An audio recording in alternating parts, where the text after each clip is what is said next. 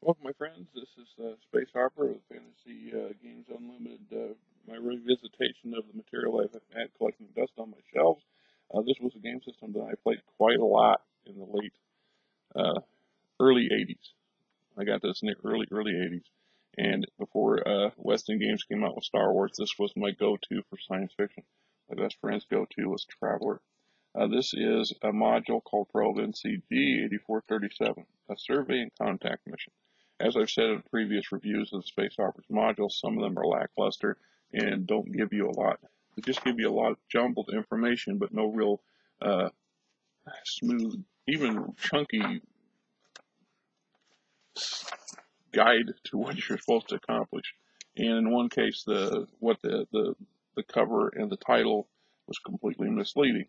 In this case, this particular one, whoever wrote it, did a better job, above average. Stephen Kingsley, or he's improved his skills. Because your introduction, background, more or less what the idea here is. It's just you're an exploration ship. They give you extensive blueprints on the ship itself and its equipment and its manifest, what's broke down.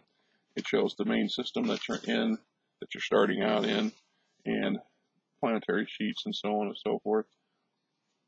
It's all pretty straightforward. Basic idea here is that you're going to lead away teams of sorts to these various planets and moons and explore and discover and have fun. Of course, it's more or less up to the game master to create an actual playable scenario.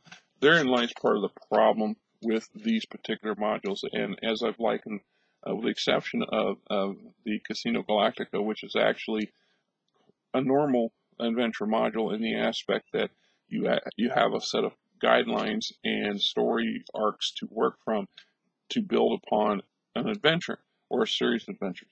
The rest of these, for the most part, are mechanic materials that give you the grunt work, but the creative work, the stuff that actually creates a story, is lacking or missing altogether. And it's up to the individual Star Master to take what they have here and make something out of it. And it's almost better for you to start from scratch than it is to try to force your way through muddling through something else. There's no typical storyline. There's no story arc here. There's no series of suggested scenarios.